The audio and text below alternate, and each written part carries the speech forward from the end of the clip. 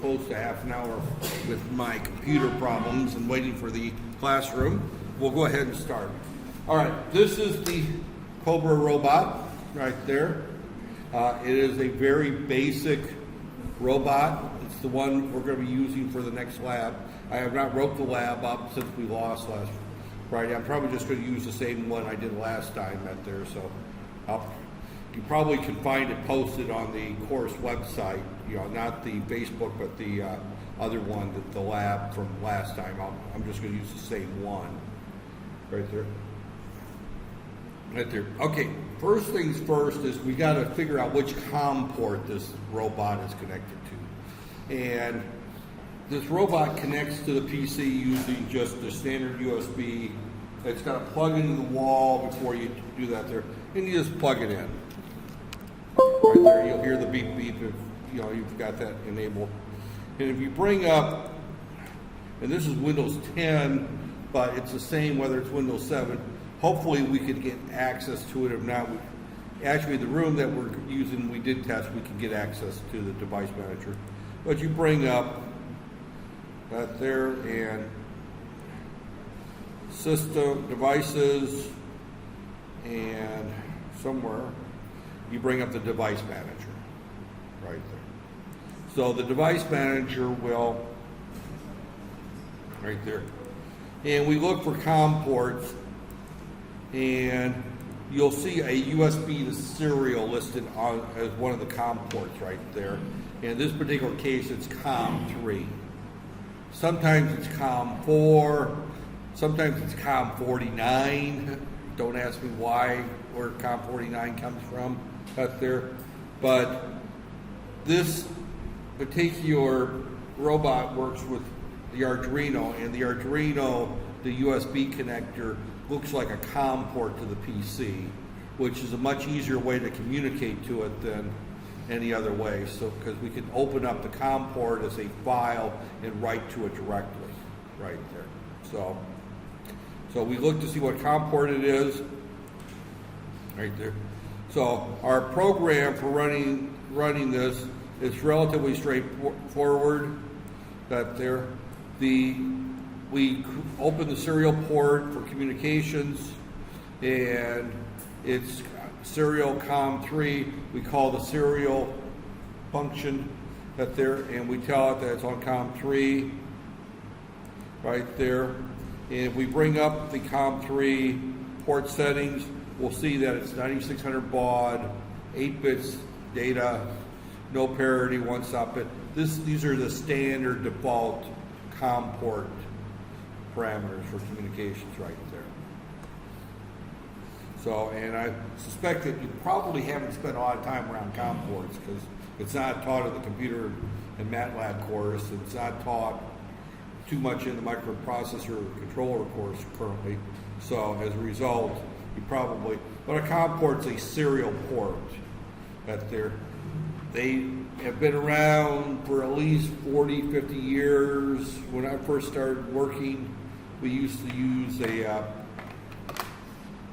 RS-232 COM ports that those are the basis of the COM ports still today. The old modems used to be serial connected to the PCs back before the days of USB, and it was the standard serial port before USB.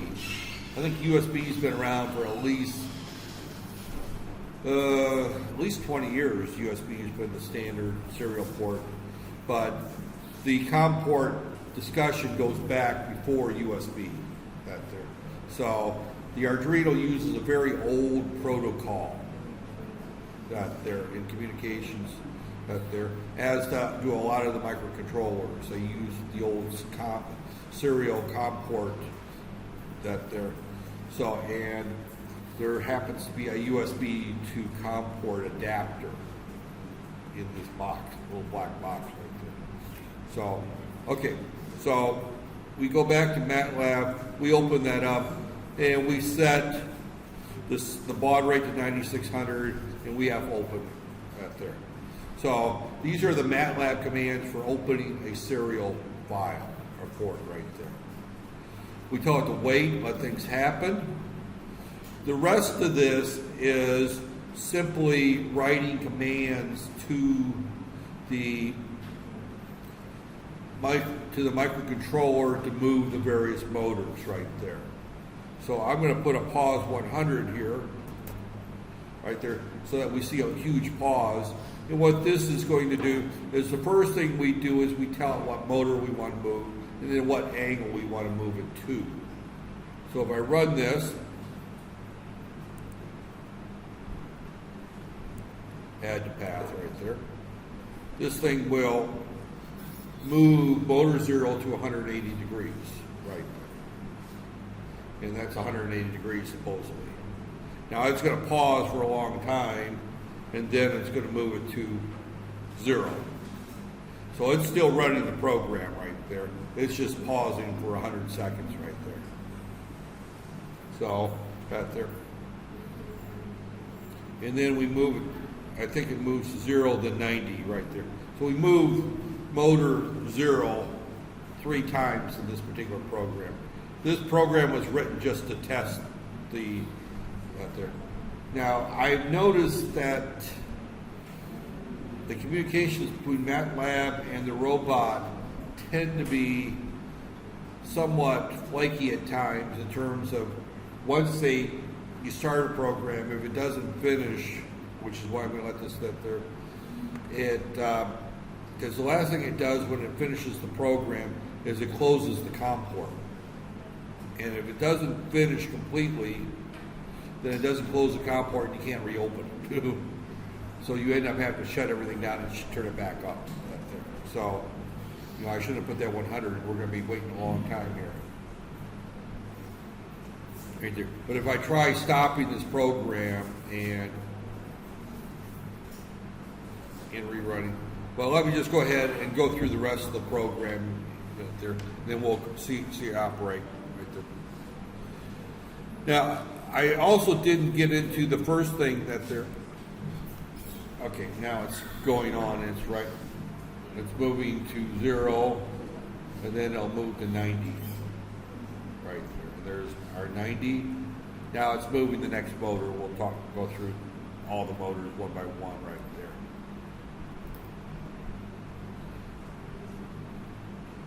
there. Right there.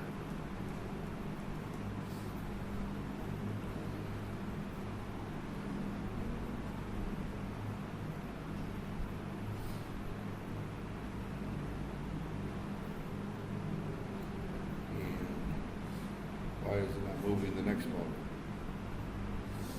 It should be moving this motor here. And yeah, that cable looks like it's hung on something. There we go. The cable had it hung up. That's why it wasn't moving the motor right there. And then it closes. And if you see it doing a little bit of that, that usually means one of these connectors needs to be pulled out and plugged back in.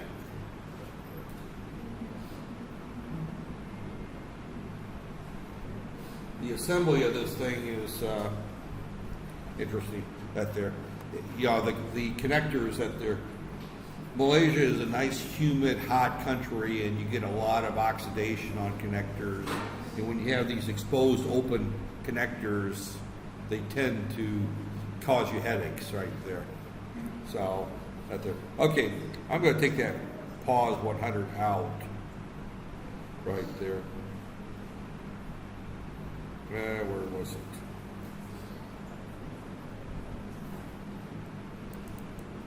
Pause 100. What I'm going to do here to kind of show what's going on is I'm just going to comment out each one of these so that we can see what's going on right there. So let's just do,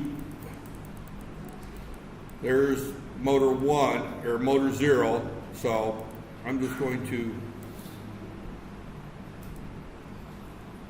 right there.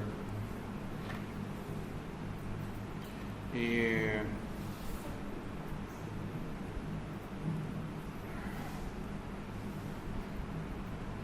skip the rest of the motors right here, and then we'll put it back in one at a time. right here. This is probably the easiest thing to do is start with this particular program here. Right there. And then, because this actually controls all the various motors, and we can copy and paste from this program right there.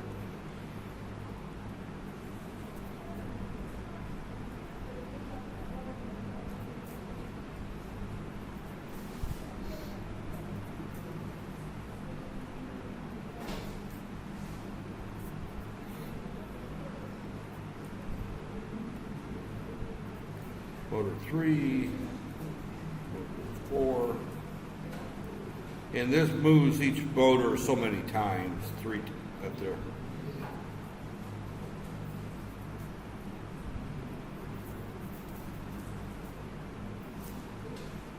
And I'm just going through.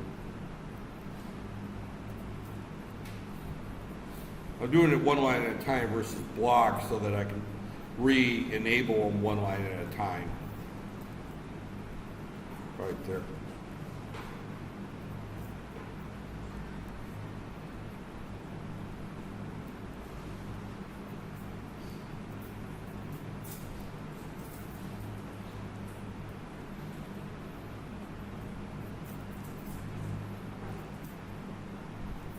Right there.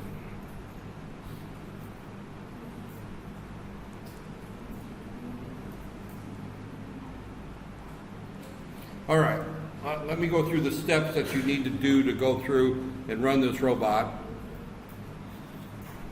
Step number 1, find your serial port. And then you open the serial port using, you set up the variable for the serial port, which in this particular case we're just calling it S, and that's equal to a serial COM3. The serial is telling MATLAB that this is a serial port, and the COM3 tells us which serial port. We determine the COM3 by using the device manager and looking at it. We set the baud rate right there, and we just simply say set what COM port, and what are we going to set? We're going to set the baud rate. This is a keyword in MATLAB right there. You notice that there, and we're going to set the 9600. We're going to open the serial port. So we've said that S is equal to serial port COM3 and its baud rate is 9600. We ignore the rest of the parameters right there. We just take the default. We open it. We just do a pause. The first thing we do whenever we open this robot is we set the speed. And the speed has got to be between 150 roughly. So I set to 92, it is about 80% right there. So if there actually, I'd have to look at the manual. There's a manual for this. They're all actually, all the manuals are sitting where the robots are, right inside the door of the iQual office. You'll see a stack of manuals for the robot there. They're not well written right there. This will end up on posted, but right there. Then we can then write to each individual motor. Each motor requires 2 instructions. Right there. The first instruction is we tell it what motor we want, and then the next one is we want to tell it what the angle we are. Now, this particular robot uses a servo motor. The servo motor, it goes between 0 and 180 degrees right there, and the position is controlled by sending a pulse width modulated signal to it. That there, and a little bit of steps that there, and there we send in a pulse width generated signal out there. The software within the Arduino itself is taking care of that. So this class here is not in how to design the servo motor interface, although we'll get into some of that later on. In the microcontroller course, I think we did a little bit of that there, if you were in that there. So, but we tell it the motor and we tell it what the angle is. And we're sending an unsigned 8-bit integer to do that there. So we write two, we have a pause to give it time to move there, and then we move to the next one right there. Right there. So these three lines will move the motor 3 times. Then once we're done, and I mentioned this before, we close the serial port, we delete it and clear it from memory. So if I run this particular one, this should just spin this base 3 times right there. It spins it originally to 180, then back to 0, and then goes to 90. And then it stops right there. So that's how we control motor 0. If we want to control the next motor, and I'm just going to comment these out. If we want to only move the motor 1 time, we just write this particular, the only 2 lines I've got here, everything else is commented out. Well, this pauses it right there. Right there. If I run that there, this will just move the motor to 90 and just stop right there. Or I mean, which one did I comment out or not leave open? I guess I left open 0. Okay, right there. So again, if I want to put this to 45 degrees, I would just change this to 45, for example. Right there. And that's roughly 45 right there. So again, we can control whatever motor we want at this point right here. So if to control that there, and let me just go through another example. We'll comment these out.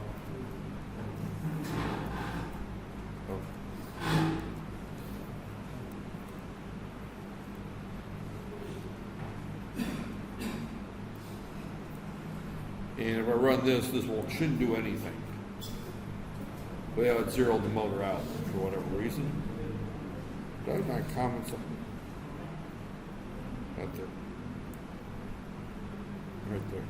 So if I just want to open the gripper or open and close the gripper, I just uncomment.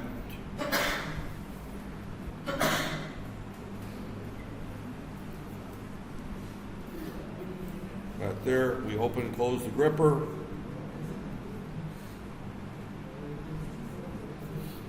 Right here, and we run this again.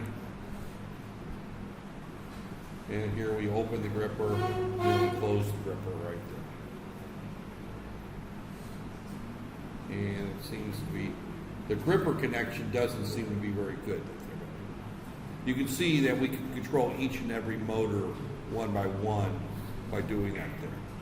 That's essentially the introduction to the robot. That's there. Your task for the first lab that you'll do this Friday, right there, and you can do it whenever you want. You can just pull the robots from the IPO lab. There's enough robots that I think there's like, we bought 10 of them or something in that area there should be 10 of them in there. But they're not, they all work. We tested them all, but once in a while you run into a motor that there.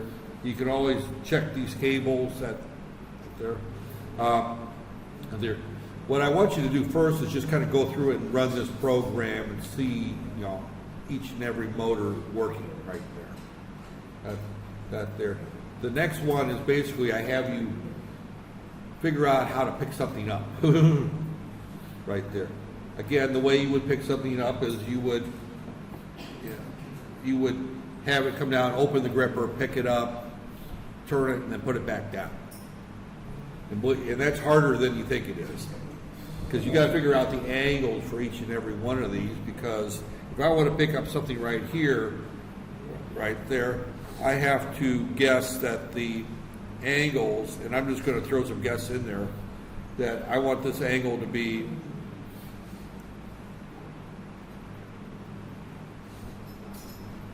we'll say that angle is going to be 60, that there. So that there. And then I'm going to move motor 1. Motor 1 is this one here, right? And let's say we're going to move that one down to, well, here we're moving to 20. Let's just move it to, we'll leave it at 20. Right there. That, right there, we move it to 20. And let's just see where that takes us right there.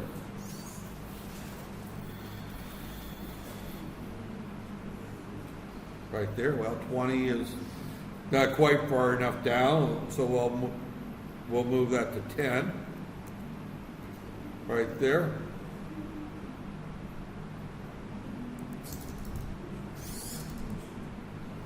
Right there.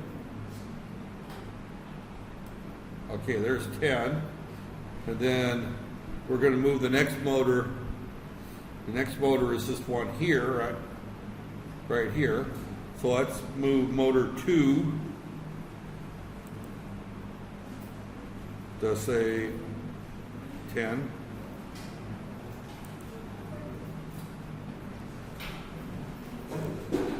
Right there, and I'm just uncommenting these lines. I'm just trying different. It almost always just zeroes out when it jerks. Oh. Well, it looks like our 10 is too far down, so let's make that 30.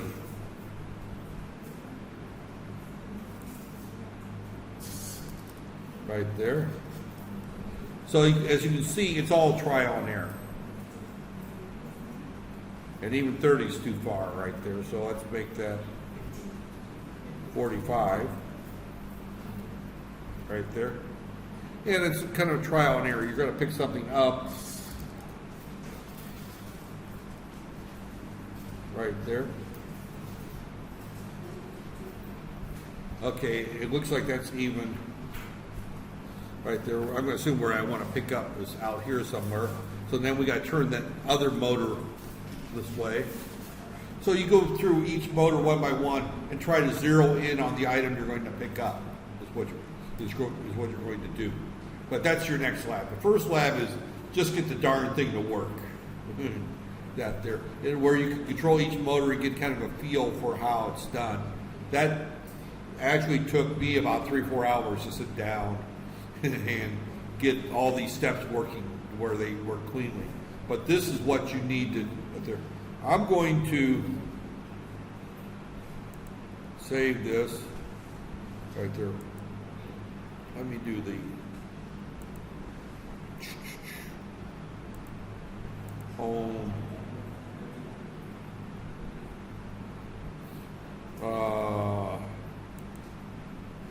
This is on the desktop robotics class. Do I have internet in this room?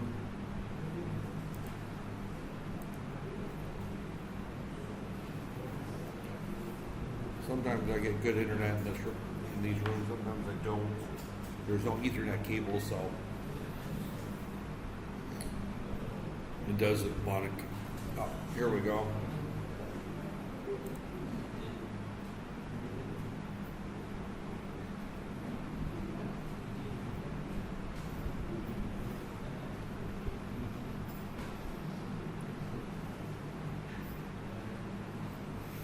I don't know what it is with these stupid things. I mean, this is 3 bad ones, and I didn't have any bad ones before in 2 days. Because they've only gone bad with this group of students. So who is it that's carrying the magical magnetic aura around them that's causing my adapters to fry? This one worked the last time I used it. This one's brand new, but worked yesterday. The one that I threw in the trash over the weekend, that one worked the morning that it, Friday morning. So I quit working during Friday's class. This is the one off my desk. If this one quits working, then I have to quit working. I have to go home. It's not working anymore. Okay. All right. This says up there. Facebook. I just want to go ahead and put this file up real quick. Right there. And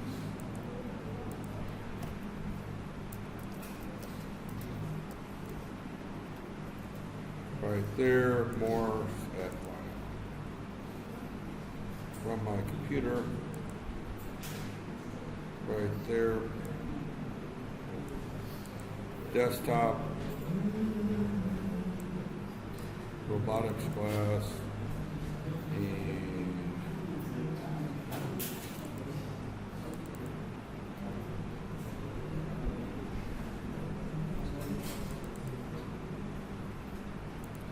okay. That's the M file as it is now that I'm working on it. So, okay. So, what I want you to do this Friday, and you don't have to turn anything in other than a one-page thing showing that you brought up MATLAB and was working. In other words, just simply your name and the one-page thing on MATLAB, and just turn that in next week.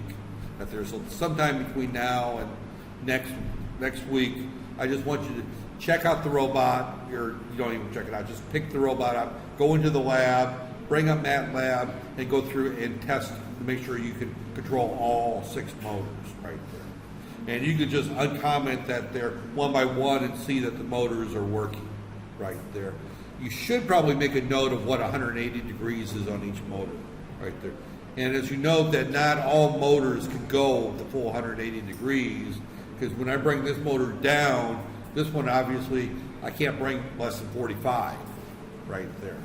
If I want this to go shorter, for example, right there, and I want to bring less than 45, then what I need to do, so in other words, I want it to have a sharper angle, I bring motor 1, that's at 60, right? No, that's 60.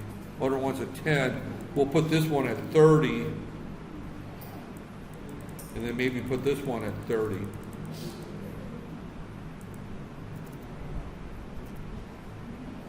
Right there.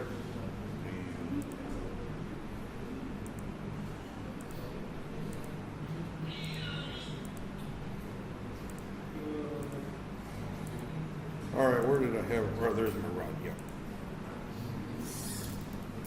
Boy, I just love that. See, our 30 doesn't bring it down quite as far in this one here.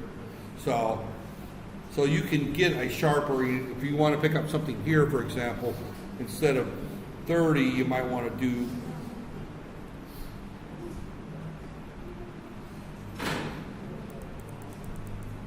this one's 30. You might want to do 40, for example. And this one 20 right there.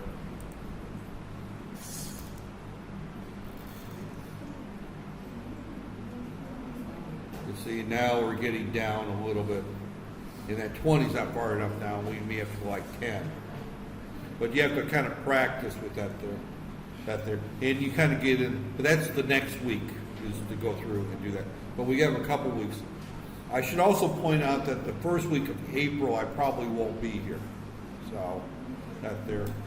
My son and grandchildren are making a vacation of all places, Bali, right there. So, and versus flying all the way to the U.S. to see my son and daughter-in-law and grandchildren, if I could go and spend a week with them in Bali versus making a trip to the States, let's see, an airfare plane ticket to Bali is what, about 400 ringgits? A round trip plane ticket to the U.S. right now is about 4,005. Which one are you going to do? Bali, that there, yeah. Bali's a lot closer. Plus, it's a 3-hour flight versus a 24-hour flight. That there. Yeah. Now, my son lives in San Diego, which actually has some of the best weather in the world. If you're familiar with the United States, San Diego is Southern California, about 50 miles, 80 miles south of Los Angeles. Maybe more like 100 miles south of Los Angeles. and it's about 30 miles north of the Mexican border, so it's extremely warm weather in the summertime, but it's right on the Pacific Ocean. He lives about maybe 8 blocks from the Pacific out there, so you get all the breezes off the Pacific coming in. Now, it can get cold in the wintertime. I was there last January, and it was down around 10 or so Celsius, 8 or 10 Celsius, which doesn't bother me. I grew up in Minnesota where it gets minus 40 Celsius out there. So, by the way, minus 40 Celsius and minus 40 Fahrenheit's the same. That's where they cross. Right there is at minus 40. But I grew up there, so 10 is warm to me in January. But regardless, that week I'll be in Bali visiting with the family out there. So, but this Friday I'm not going to meet the class. I'll be around Friday out there. You don't have to come during the class time to do this. You know, I'm going to go put this board upstairs. You could go and grab it now. Now, I won't guarantee I'll be around all the time. You know, as some of you figured out that I kind of come and go as I please. I'm not here 8 to 5 every day. But, you know, out there. But you could do this at any point. I put up this file that I've got there. This file, as it is, only turns this motor here, this motor here, that motor, and that there. It doesn't, you know. But again, if you want to look at any of the other motors, motor 0 is the base. Motor 1 moves the arm up and down. Motor 3 does the elbow, right there. Motor 4 does the, hold on, I'm missing a motor here. 0, 1, 2, 3 actually moves this particular, supposed to move this one here. Right there. It kind of moves the wrist, and then motor 4 rotates the wrist right there, and then motor 5 closes the gripper right there. So again, the whole idea of this first lab is for you to just figure out which controls control each of the 5 or 6 motors right there. Now, not all robots have 6 motors. That's actually the most that the Arduino can draw right there. So, but that's what the lab is out there. This is what I was supposed to do Friday, and then today I was actually going to assign the lab much and start working on it, but we lost the date out there. So the goal is probably to leave a lab for while I'm gone that week out there. So, all right, with that said, I'm going to stop this here.